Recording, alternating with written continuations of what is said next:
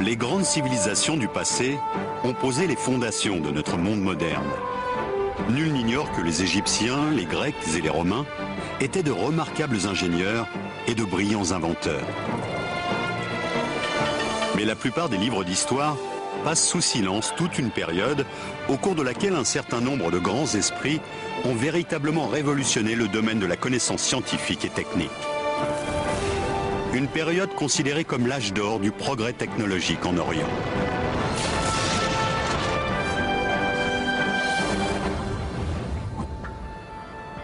L'Orient reste bien souvent un univers auréolé de mystères, dont les Occidentaux ignorent généralement l'histoire. On sait pourtant aujourd'hui que les technologies et les sciences qui constituent la base même de nos sociétés industrialisées sont le lointain héritage d'une grande civilisation qui régnait il y a plus de 1000 ans sur le Proche et le Moyen-Orient. Une civilisation qui connaissait déjà l'ordinateur de poche et qui n'avait pas attendu l'arrivée du GPS pour se repérer dans l'espace. Qui avait inventé de gigantesques machines hydrauliques capables de dompter les forces de la nature pour transformer le désert en une succession de riantes oasis. Dont les ingénieurs étaient parvenus à mettre au point des dispositifs qui restent au cœur de bon nombre de machines actuelles. Une civilisation très en avance également dans le secteur de l'armement, qui a inventé les premiers uniformes à l'épreuve du feu et la première torpille, capable d'atteindre un vaisseau ennemi à 1 km.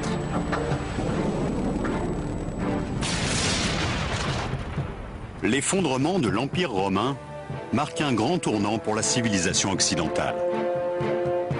Tandis que l'Europe s'enfonce dans une longue éclipse, oubliant une bonne partie de l'acquis des grandes civilisations de l'Antiquité, le monde oriental, lui, s'épanouit. Comblant le vide laissé par la disparition des grandes civilisations antiques, les mathématiques, la médecine, la littérature et la physique connaissent au Moyen-Orient un essor remarquable.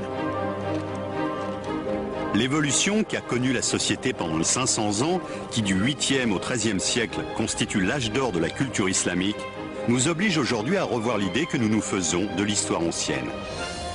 Un grand nombre de savants, d'ingénieurs et d'artisans de l'époque étaient au sommet de leur art. C'était une époque de grande créativité. Tandis que l'islam, parti de la péninsule arabique, se propage en Inde, en Afrique du Nord et jusqu'en Espagne, les hommes de science musulmans accumulent une somme de connaissances telles que l'humanité n'en a jamais connue. Pendant 5 siècles, le monde musulman va être le centre du savoir et de la culture. L'Europe n'aurait jamais pu avoir le développement qu'elle a connu par la suite sans l'apport de cette culture. Pendant toute cette période qui a duré de l'an 700 environ à l'an 1600, voire au-delà, il y a une sorte de soif de connaissance permanente. Dès la fin du 8e siècle, apparaît une école qui restera longtemps à l'avant-garde du progrès technique et scientifique. Connue sous le nom de Maison de la Sagesse, c'est un peu l'équivalent de la Sorbonne ou de Polytechnique. Elle attire des intellectuels venus de l'ensemble du monde musulman. L'une de ses activités principales est le déchiffrage des ouvrages anciens qui contiennent les plans de machines en usage 1000 ans plus tôt. Les premiers savants arabes ont repris des textes hellénistiques et romains et les ont traduits, tout en développant les principes qui y étaient exposés. On trouve ainsi dans les manuscrits de cette époque un certain nombre d'indices qui donnent à penser que les ingénieurs du monde musulman, comme leurs prédécesseurs, s'intéressaient aux automates, l'équivalent de nos robots actuels. Plusieurs chercheurs actuels, comme Salim Al-Hassani, professeur à l'université de Manchester en Angleterre, ont étudié ces ingénieuses machines dont certaines, comme cette serveuse de thé, font appel à des procédés encore utilisés de nos jours. La serveuse de thé est constituée d'un réservoir placé au-dessus d'un robot. Ce réservoir est percé d'un trou par lequel l'eau ou le thé peut s'écouler. Ce système permet de contrôler le débit de la machine, ce qui devait beaucoup étonner et amuser l'assistance. Le réservoir est rempli d'eau ou de thé qui tombe ensuite goutte à goutte dans un récipient à un rythme constant. Lorsque le liquide atteint un certain niveau, au bout de 7 minutes et demie exactement, il s'écoule dans le verre que la serveuse tient à la main. Le poids du verre plein déclenche un mécanisme qui fait descendre la figurine. Une porte s'ouvre et la serveuse propose le verre à l'invité ébahi. Ce genre de machine devait augmenter encore l'admiration et le respect dont jouissaient les savants de l'époque.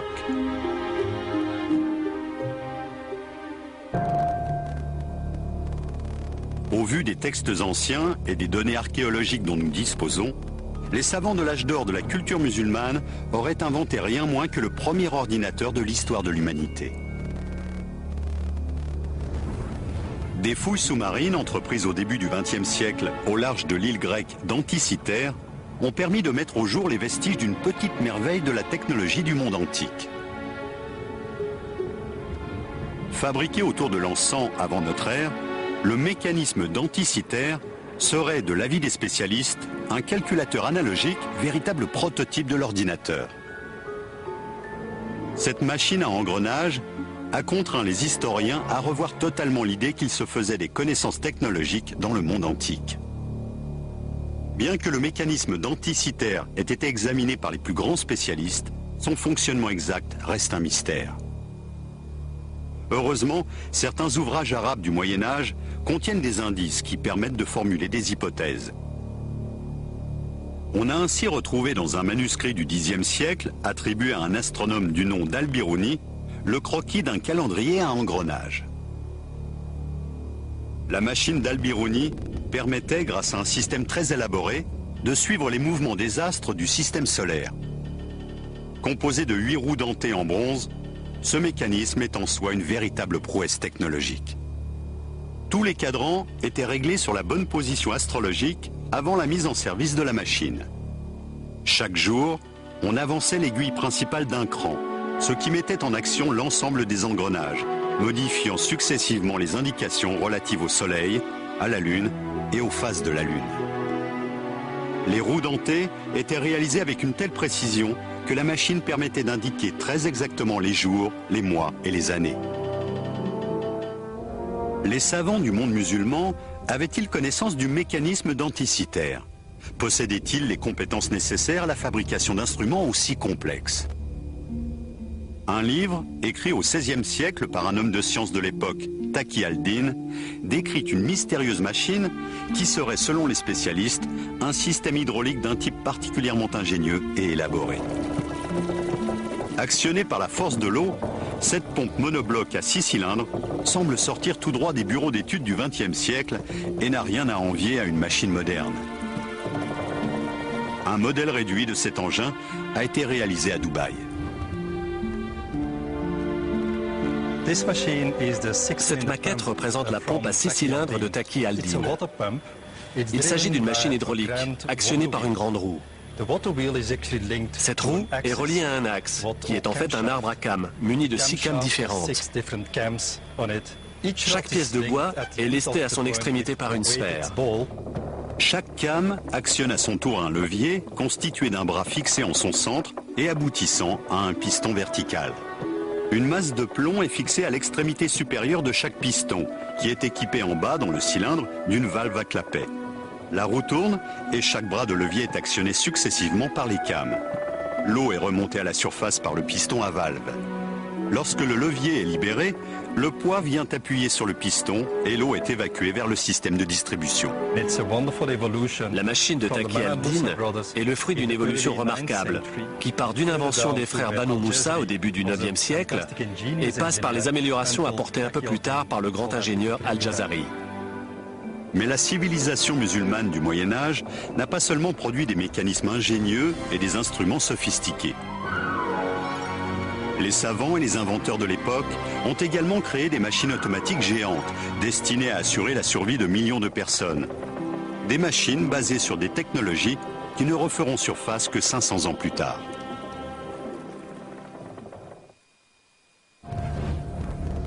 Au XIIIe siècle, les hommes de science du Proche et du Moyen-Orient étaient à la pointe du progrès technologique de l'époque.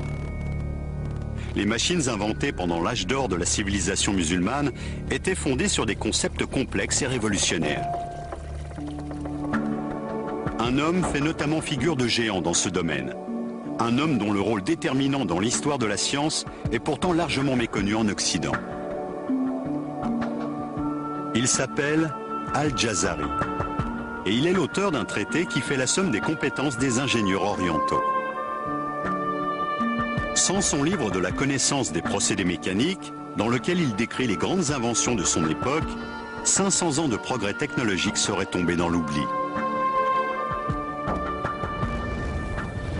Une précieuse copie du manuscrit d'Al-Jazari est conservée au célèbre musée de Topkapi à Istanbul.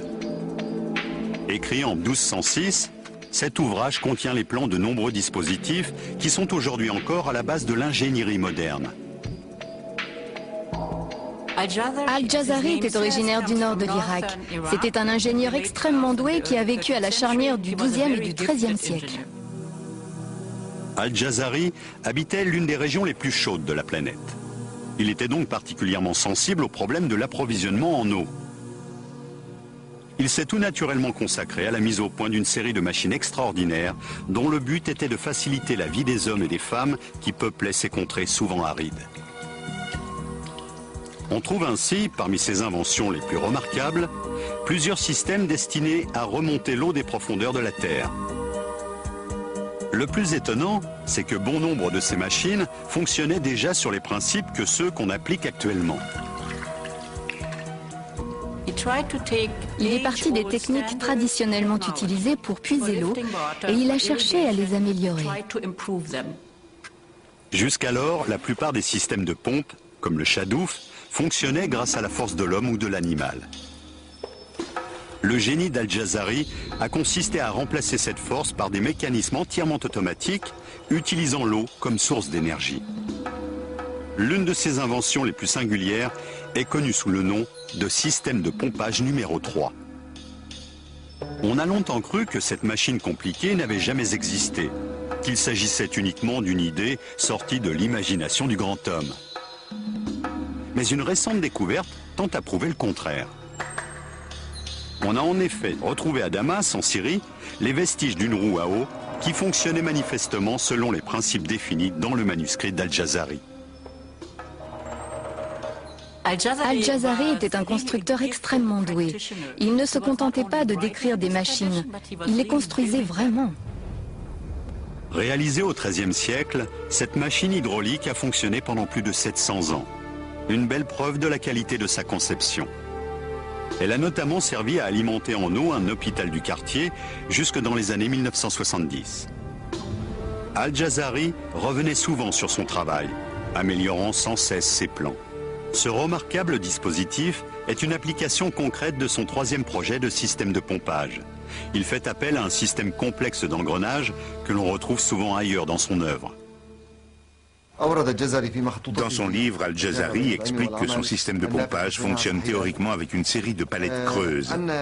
L'eau est censée tomber d'une certaine hauteur sur les palettes, entraînant la rotation de la roue, qui actionne à son tour un système de pignons et d'axes qui met en mouvement les récipients chargés de remonter l'eau.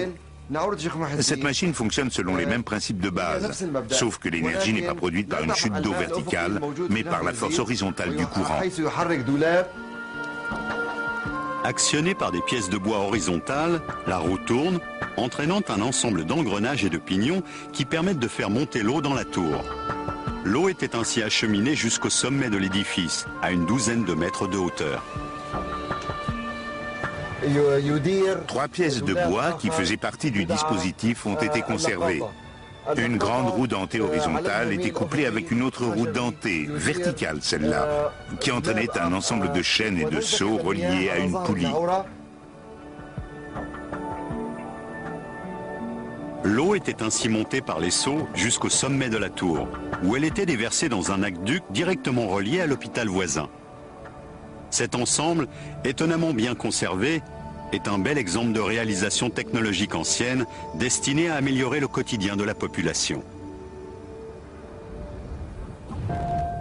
Avec son 4e projet de machine hydraulique, Al-Jazari va cependant aller plus loin encore, en révolutionnant véritablement la science de la mécanique. Cette fois-ci, il fait appel à un système de manivelle. Il est apparemment le premier à mentionner ce dispositif dans le cadre d'une application pratique. La plupart des ingénieurs du XXIe siècle vous diront que la manivelle est sans test la plus importante invention de la mécanique après la roue. Une invention qui, quelques 500 ans plus tard, jouera un rôle déterminant dans l'avènement de la société moderne. L'utilisation de la manivelle, reliée à ce que nous appelons un arbre à cames, a permis la naissance de nouvelles machines, puis des moteurs, d'abord à vapeur, ensuite à gazole ou à essence. Ce simple élément mécanique permet de convertir un mouvement de rotation continue en un mouvement rectiligne alternatif. La manivelle à main était connue depuis des siècles. La grande innovation du XIIIe siècle consiste à la monter sur une machine tournante en la reliant à un arbre. Les études qui ont été faites des plans d'Al-Jazari ont permis de montrer que l'axe horizontal de sa machine était actionné par un système d'engrenage et que l'extrémité de la manivelle coulissait dans un bras articulé, allant et venant de part et d'autre de son point d'attache et entraînant ainsi l'élévation et l'abaissement successifs du seau. Avant les récentes études menées sur le manuscrit d'Al-Jazari, on pensait généralement que ce système était une invention européenne du XVe siècle. En fait, Al-Jazari utilisait déjà le principe de la manivelle 200 ans plus tôt. Un certain nombre d'autres éléments tentent à prouver que les grands mécanismes destinés à assurer l'approvisionnement en eau étaient très répandus et très développés dans le monde musulman de l'époque. Les norias, ces grandes roues à eau entièrement automatisées que l'on rencontre encore dans beaucoup de pays, en sont peut-être l'exemple le plus remarquable. C'est près de Hama, en Syrie, que l'on trouve les norias les mieux conservées. Décrite dès le 1er siècle avant notre ère par l'architecte romain Vitruve, la noria est un gigantesque élévateur d'eau. Ce qui est merveilleux avec la noria, c'est qu'elle marche toute seule. Tout est automatique. Elle travaille pour vous grâce aux forces de la nature. Ces machines géantes étaient conçues pour remonter près de 100 litres d'eau par minute. Ces vestiges du passé nous donnent une idée de ce que pouvaient être les norias à l'époque où elles étaient omniprésentes dans le paysage du Moyen-Orient. C'est une roue à eau munie de compartiments ou de seaux répartis à la périphérie et de pales sur le bord extérieur. Cette roue est mue par le courant et l'eau est puisée par les seaux lorsqu'ils passent dans la rivière. L'eau pénètre dans chaque récipient, puis est remontée jusqu'au sommet de la roue où elle se déverse dans une tranchée ou un conduit ouvert. La plus grande roue encore en place mesure une vingtaine de mètres de diamètre et possède 120 seaux répartis sur tout son périmètre.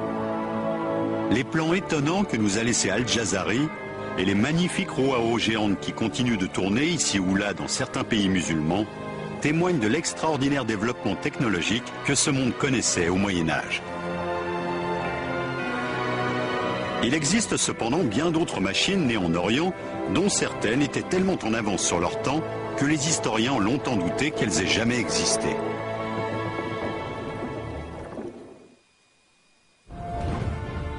Les ingénieurs du Moyen-Orient ont repris à leur compte, en les perfectionnant, les progrès technologiques accomplis pendant l'Antiquité. Les Grecs et les Romains avaient en leur temps fait avancer la mécanique à pas de géant. De grands inventeurs comme Héron d'Alexandrie ou Philon le Juif ont eu une influence déterminante sur les hommes de science qui, 1000 ans plus tard, feront la gloire de la civilisation musulmane. Pour les chercheurs qui travaillent aujourd'hui sur les manuscrits arabes du Moyen-Âge, il est de plus en plus évident que nombre de machines n'ont pas été inventées, mais simplement redécouvertes par l'homme moderne. Les résultats des travaux les plus récents nous obligent à repenser toute l'histoire de la mécanique, depuis l'Antiquité jusqu'aux grands inventeurs de la Renaissance, comme Léonard de Vinci. Je suis persuadé que notre société moderne aurait été très différente si la civilisation musulmane n'avait pas existé. Nous avons vu le rôle déterminant qu'avait eu un inventeur mésopotamien du XIIIe siècle. Le dernier système d'élévation d'eau décrit par Al-Jazari dans son traité repose sur un principe étonnant et totalement inédit. On pense souvent que la pompe aspirante à double effet a été inventée au XXe siècle.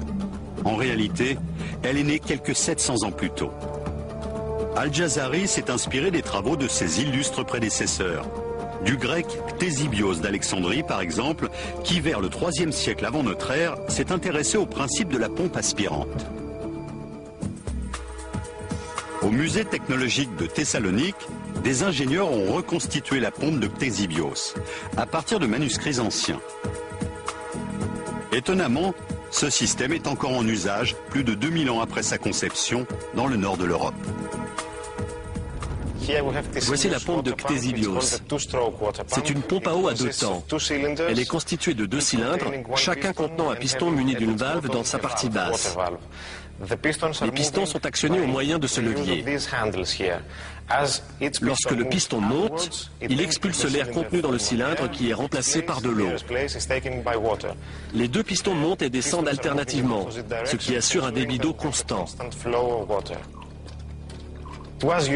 Cet appareil sert depuis l'Antiquité à pomper l'eau, mais on peut aussi dire qu'il est l'ancêtre du moteur à 2 temps, tel que nous le connaissons aujourd'hui. Il suffit de remplacer l'eau par un mélange d'essence et d'air, le principe est le même. 1000 ans plus tard, Al-Jazari allait reprendre ce principe et progresser plus loin encore dans la voie ouverte par Ctésibios. Alors que la machine inventée par ce dernier avait besoin de l'homme pour pomper l'eau, le système imaginé par Al-Jazari est entièrement automatique. Cette évolution aura une influence directe sur le développement de l'ingénierie moderne et donnera naissance, 500 ans plus tard, associé au principe de la manivelle, au premier moteur à vapeur. Prenez la machine numéro 5 d'Al-Jazari. Il s'agit en fait d'une pompe aspirante à double effet. Elle possède 2 cylindres munis de 2 pistons à mouvement alternatif. La pompe est actionnée par une roue à eau, qui entraîne par un système d'engrenage un bras oscillant auquel sont reliés les 2 pistons. Les pistons vont et viennent horizontalement dans des cylindres opposés, tous 2 équipés de dispositifs d'aspiration par valve et d'acheminement de l'eau. Les canalisations se rejoignent au-dessus de la machine dans un réservoir qui servira ensuite à alimenter le réseau d'irrigation. Les remarquables progrès accomplis par Al-Jazari dans la construction de machines hydrauliques ouvriront la voie à d'autres savants du monde musulman qui ne tarderont pas à inventer des engins encore plus étonnants. Alors que l'Europe est en pleine stagnation, l'Orient connaît un essor technologique particulièrement dynamique. Il y avait une tradition extrêmement vivante des sciences mécaniques dans le monde islamique du Haut Moyen-Âge, qui contrastait avec l'apathie de l'Europe occidentale des 7e, 8e et 9e siècles. 3 personnages ont joué un rôle particulièrement important dans le développement technologique et scientifique de la civilisation musulmane. 3 frères, les Banu Moussa. Tirant leur inspiration des ouvrages traduits en arabe de Philon et de Héron, les Banu Moussa ont inventé toute une série de machines étonnantes. La mécanique était généralement considérée comme la science de l'illusion, car elle utilisait un phénomène mécanique pour produire un effet spectaculaire qu'aucun autre moyen n'aurait permis d'obtenir. Les Banu Moussa avaient notamment une connaissance très poussée de l'hydraulique. En contrôlant la pression de l'air et de l'eau, ils pouvaient déterminer avec exactitude le fonctionnement de leurs automates. Les techniques de haute précision mises en œuvre dans ce dispositif font aujourd'hui encore partie des fondements de la mécanique moderne. Cette machine à débit intermittent est un bon exemple. Elle a pour fonction de servir à boire à son utilisateur. Ces inventeurs ont fait appel avec beaucoup d'astuces à 2 inventions du début du IXe siècle. La première de ces inventions est une valve conique qui sert à réguler le débit de l'eau.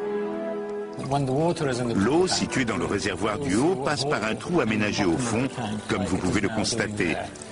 Ce trou est équipé d'une valve conique qui, lorsqu'elle remonte, obstrue le passage. La seconde est un mécanisme qui permet de contrôler la valve en fonction du volume de liquide parvenu en bout de circuit. Le réservoir du milieu fait office de siphon et renvoie l'eau dans le 3e récipient, plus petit, et situé en bas, qui lui est équipé d'un flotteur. Lorsque le flotteur monte, l'eau s'écoule par le robinet. Mais en montant, il repousse vers le haut la valve conique à laquelle il est relié, ce qui empêche l'eau de s'écouler du premier réservoir vers le 2e. Cet automate témoigne de la part de son inventeur d'une remarquable connaissance du phénomène de la pression. Ce sont exactement les mêmes techniques que l'on retrouve aujourd'hui dans les dispositifs de régulation des machines à laver ou des moteurs d'avion à réaction. Nous sommes en présence d'une civilisation qui a fortement influencé le fonctionnement de notre civilisation actuelle, au quotidien, dans nos foyers, à l'hôpital, à l'école. Et si vous regardez les étoiles, vous constaterez que beaucoup portent aujourd'hui encore des noms arabes. La civilisation musulmane du Moyen-Âge ne maîtrisait pas seulement les techniques hydrauliques. De toute évidence, ces astronomes étaient également capables de calculer avec précision les mouvements des astres. Cette connaissance était indispensable à la navigation, à l'organisation des cérémonies religieuses et à une meilleure appréhension du temps chronologique. Les savants de l'époque disposaient pour cela d'un instrument étonnant, mis au point par les Grecs vers le IIe siècle avant notre ère, et qui ne sera abandonné que 1500 ans plus tard, l'astrolabe. Le musée d'histoire des sciences d'Oxford, en Angleterre, possède la plus grande collection d'astrolabes du monde. Stephen Johnston en est le conservateur. Certains considèrent l'astrolabe comme une sorte de calculateur de poche antique. Sa fonction première est de donner des repères dans le temps en se basant sur le soleil et les étoiles. C'est donc un instrument astronomique qui vous donne l'heure du coucher et du lever du soleil tous les jours de l'année, où que vous soyez. Un instrument que les savants du Moyen-Âge musulman se sont employés à perfectionner. L'astrolabe a été amélioré par les astronomes du Moyen-Orient au 9e et 10e siècle de notre ère. Ces fonctions ont été développées pour qu'un même instrument puisse servir partout dans le monde. Portable et très précis, l'astrolabe était un peu le BlackBerry de l'époque. Voici le plus ancien astrolabe de notre collection. Il date de la fin du 9e siècle. C'est plus qu'une simple machine à calculer. Si je le retourne, j'obtiens un instrument d'observation que je peux utiliser pour mesurer la hauteur du soleil et des étoiles. Il suffit d'ajuster la règle afin d'aligner l'astre choisi avec le viseur de l'appareil. Il ne reste plus qu'à relever le degré indiqué par la flèche sur la graduation qui figure au bord du disque. Et cela vous donne la hauteur de l'astre observé au-dessus de l'horizon. Vous pouvez alors ensuite déterminer l'heure et la date. Les inventeurs du monde médiéval musulman étaient donc passés maîtres en l'art de fabriquer des objets mécaniques. Les villes du Proche et du Moyen-Orient étaient de grands centres d'innovation technologique. Poussant toujours plus loin leurs recherches, les savants de l'époque, tels Al-Jazari, ont ensuite appliqué les connaissances qu'ils avaient accumulées à la fabrication d'étonnantes horloges et de redoutables machines de guerre.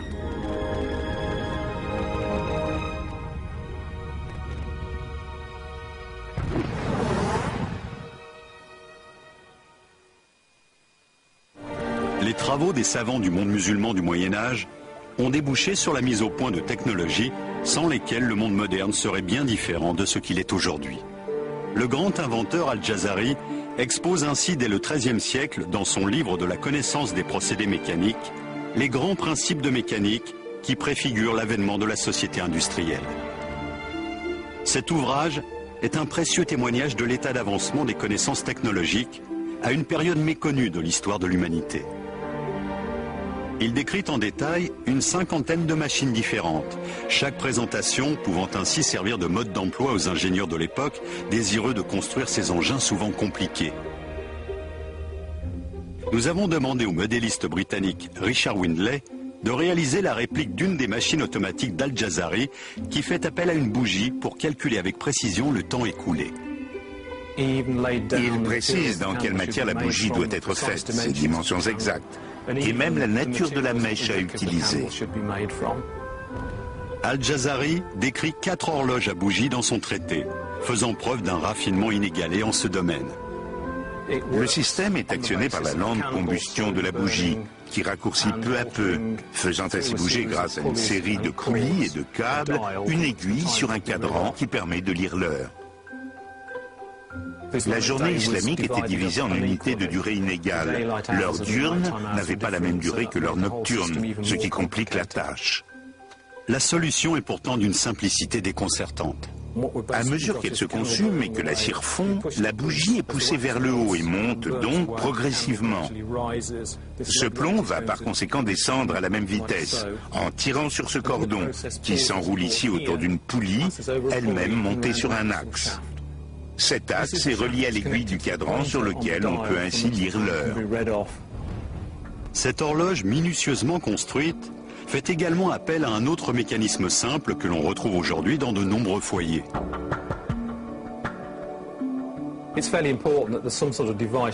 Pour maintenir en place le capuchon du cylindre et éviter qu'il ne cède sous la pression du poids, Al-Jazari a imaginé un système de fermeture qui ressemble beaucoup au dispositif dit à baïonnette, utilisé à l'heure actuelle sur les ampoules électriques. Il est quand même étonnant de retrouver quasiment le même système 800 ans après. Mais ce n'est pas tout. Dans son livre de la connaissance des procédés mécaniques, Al-Jazari s'intéresse tout particulièrement au principe de l'hydraulique appliqué à l'horlogerie. Il y décrit une série de mécanismes extrêmement élaborés qui permettaient de mesurer le temps écoulé. L'un d'eux, plus compliqué encore que les autres, laisse perplexes les meilleurs spécialistes du XXIe siècle.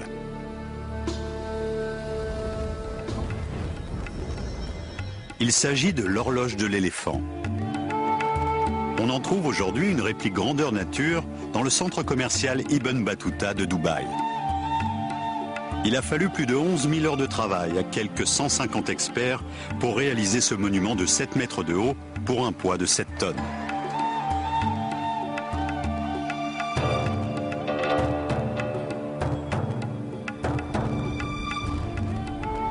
Ludo Verheyen a dirigé la réalisation de cette copie du chef-d'œuvre d'Al-Jazari. Ce projet était un véritable défi. C'était en effet la première fois que l'on tentait de reconstruire cette machine. C'est un mécanisme très compliqué imaginé il y a 800 ans par le grand inventeur Al-Jazari. Nous avons essayé de comprendre à partir de ces manuscrits comment fonctionnait précisément cette machine. C'était absolument fabuleux. Comment marche cette extraordinaire machine ? Quelles sont les améliorations apportées par Al-Jazari par rapport aux horloges inventées par ses prédécesseurs ? L'horloge de l'éléphant fait appel à plusieurs mécanismes que ne renierait pas un ingénieur moderne. Dans le ventre de l'animal se trouve un flotteur submersible percé d'un petit trou dont le diamètre est calculé de façon à laisser passer une quantité d'eau très précise qui détermine la vitesse à laquelle le flotteur va s'enfoncer et donc la fréquence des sonneries de l'horloge.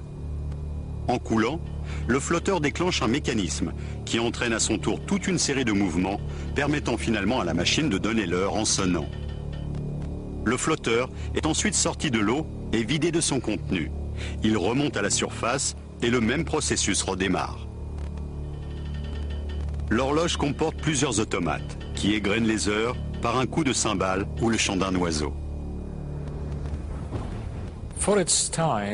C'est une machine extrêmement compliquée pour l'époque, dans la mesure où elle comprend un mécanisme de retour automatique qui lui permet d'approcher le mouvement perpétuel. L'horloge de l'éléphant est l'un des plus beaux exemples du niveau de raffinement technologique atteint par la civilisation musulmane du Moyen-Âge. C'est le résultat inédit du mariage de l'art, de l'architecture et de l'ingénierie. Les savants du Moyen-Orient se sont également distingués dans le domaine du génie militaire. L'expansion rapide de la civilisation arabo-musulmane n'aurait pas pu se faire sans l'appui d'un formidable arsenal. Ce sont les musulmans qui ont notamment fait connaître à l'Europe la technologie du trébuchet, originaire de Chine, qui allait donner naissance aux machines de guerre les plus redoutées de l'époque. Le matériel militaire utilisé par les armées musulmanes des XIIe et XIIIe siècles était sensiblement supérieur à celui dont disposaient les Européens pendant la même période. Le trébuchet à contrepoids pouvait envoyer un projectile de près de 200 kg à une distance d'environ 300 mètres. Il servait à lancer non seulement des blocs de pierre, mais également des engins incendiaires. Cette catapulte améliorée n'est pas la seule arme de guerre importée de Chine. D'autres inventions, encore plus révolutionnaires, sont à mettre au crédit des ingénieurs militaires orientaux, comme l'uniforme ignifugé ou les explosifs. L'une de ces inventions allait notamment changer à jamais la manière de faire la guerre, la torpille.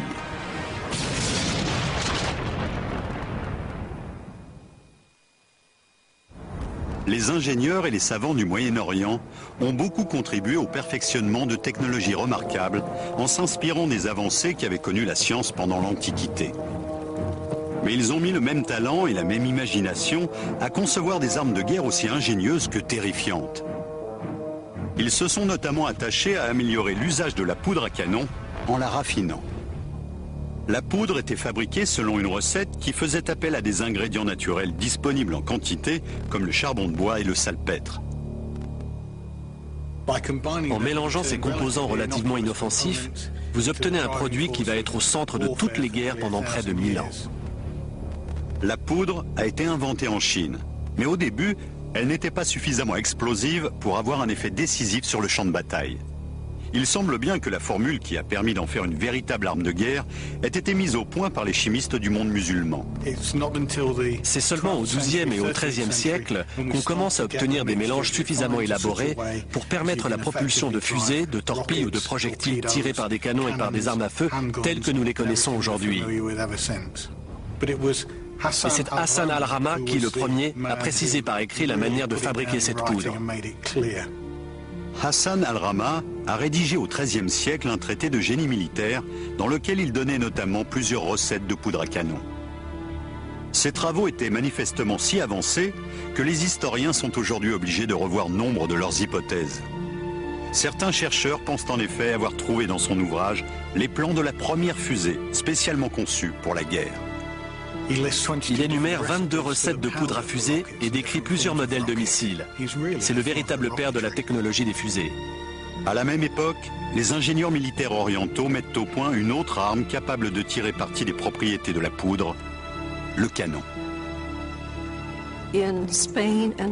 À la fin du XIVe siècle, en Espagne et en Afrique du Nord, certaines armées se servaient d'une forme de salpêtre purifié et cristallisé, tassé dans un récipient hermétique qui, une fois enflammé, produisait une explosion capable de projeter à distance un petit boulet. Cet usage est attesté dès 1377. Certains manuscrits parvenus jusqu'à nous montrent des soldats musulmans portant des armes de ce genre. On voit par exemple dans le livre des sciences, aujourd'hui conservé à Saint-Pétersbourg, un homme armé d'une sorte de canon portatif qui ressemble à s'y méprendre à un lance-missile moderne. Le manuscrit de Saint-Pétersbourg, qui consacre un chapitre à l'usage sérieux et récréatif de la poudre à canon, contient des illustrations montrant un petit cylindre monté au bout d'un manche. Il s'agit d'un canon à main, voire de l'ancêtre de nos armes de poing actuelles. Une arme qui préfigure en tout cas celle que portent aujourd'hui tous les soldats du monde. Ce manuscrit contient d'ailleurs d'autres informations qui montrent à quel point la technologie militaire de l'époque était évoluée, y compris dans le domaine vestimentaire. Cette tenue a été faite selon les indications données par le manuscrit de Saint-Pétersbourg. La première couche est constituée par une tunique de soie. Or, on sait bien que la soie résiste au feu. Les pilotes de Formule 1 portent tous un vêtement de soie sous leur combinaison ignifugée. Au-dessus de cette tunique, nous avons une veste matelassée, ce que les chevaliers occidentaux de l'époque appelaient un gambison, et qui était rembourré de coton. Le tout était recouvert d'une dernière couche en laine, qui constituait une protection efficace contre le feu et même contre les produits chimiques, très semblable à celle que sont censés porter les soldats modernes en cas d'attaque nucléaire ou biologique. Les illustrations du manuscrit montrent des combattants portant sur eux des engins incendiaires qui étaient probablement allumés juste avant qu'ils ne se ruent contre la cavalerie ennemie, provoquant la panique dans les rangs de l'adversaire. Les engins incendiaires ressemblaient à ça. Le manuscrit nous dit qu'ils étaient en fibre de lin. C'est ce que nous avons là. De la fibre de lin tordue à la main et garnie d'une certaine quantité de poudre noire. On voit sur les illustrations que ces petits sachets étaient fixés sur les vêtements protecteurs des soldats. On nous explique qu'ils étaient fermés avec un bout de fil de fer qui permettait de maintenir la fibre de lin et de fixer l'ensemble sur l'étoffe. Les porteurs d'engins incendiaires étaient-ils vraiment protégés par leur tenue? Nous avons fait le test.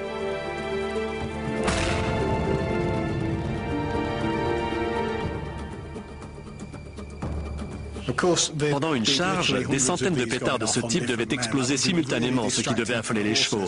Ce qui m'intéresse surtout, c'est de constater que l'étoffe ne porte aucune trace de brûlure. La chaleur a à peine traversé. Manifestement, ces vêtements étaient vraiment à l'épreuve du feu.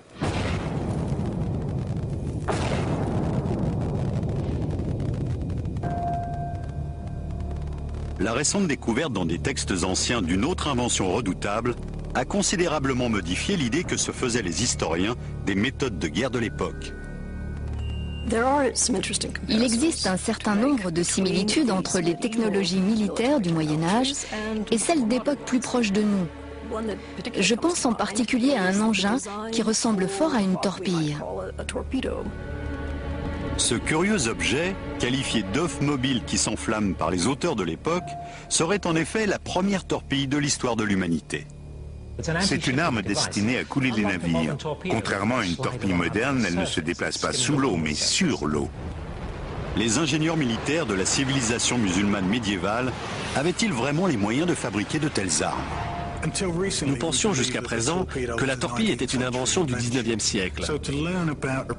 Le fait qu'un engin très semblable existait déjà il y a 700 ans nous oblige à regarder les choses sous un jour nouveau et à réécrire certaines pages des manuels d'histoire. Il s'agit bien d'une torpille. Était-elle efficace? Nous l'ignorons. Pour tenter de répondre à cette question, nous avons demandé au modéliste Richard Windley de construire une réplique miniature de cette petite merveille de la technologie médiévale à partir des plans originaux du XIIIe siècle.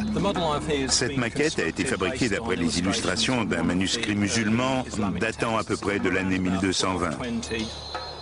Le texte parle d'un engin en forme de poire aplatie plus précisément. Cette réplique est faite en cuivre et en fer. Ce cylindre situé sur la face supérieure contient la charge de poudre noire. La pointe permettait à l'engin d'aller se ficher dans la coque du navire ennemi. Il était alors très dangereux d'essayer de le retirer. Une fusée n'est ni plus ni moins qu'un tube à l'intérieur duquel on a tassé de la poudre. Cela ressemble beaucoup aux feux d'artifice qu'on utilise encore aujourd'hui, ainsi d'ailleurs qu'à ceux que fabriquaient déjà les Chinois il y a des centaines d'années. J'ai réalisé la face intérieure de cette réplique en employant un procédé inédit. L'original possédait probablement une sorte de coque en fer martelé. La torpille était vraisemblablement bourrée d'une substance incendiaire.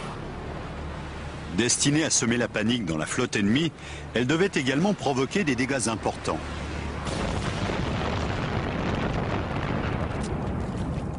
Mais quelle était la puissance exacte de cet étrange missile? On suppose qu'en prenant de la vitesse, l'engin devait se mettre à planer au-dessus de l'eau. Il devait prendre progressivement de la hauteur. Les deux longues tiges, situées sur les côtés, servent à stabiliser l'engin. Elles font office de gouvernail. Le dispositif de mise à feu est une simple mèche de coton qui a été mouillée, imprégnée de poudre, puis soigneusement séchée. Elle se consume à la vitesse d'environ 2 cm par seconde.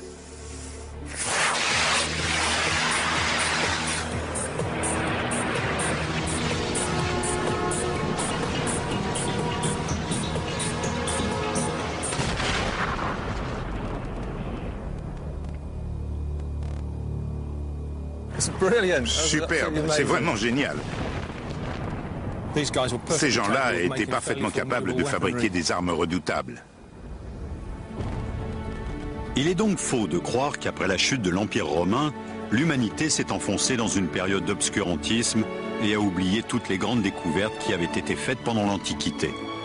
Les recherches les plus récentes montrent qu'en réalité, les savants de la civilisation musulmane du Moyen-Âge ont recueilli pour l'enrichir l'héritage de leurs prédécesseurs grecs ou romains. Dans leur façon de penser et de concevoir de nouvelles technologies, je crois qu'ils étaient plus originaux que les Romains et peut-être même que les Grecs. Les textes de la civilisation arabo-musulmane du Moyen-Âge livrent peu à peu leurs secrets aux chercheurs. Ils révèlent l'existence de machines extrêmement élaborées à une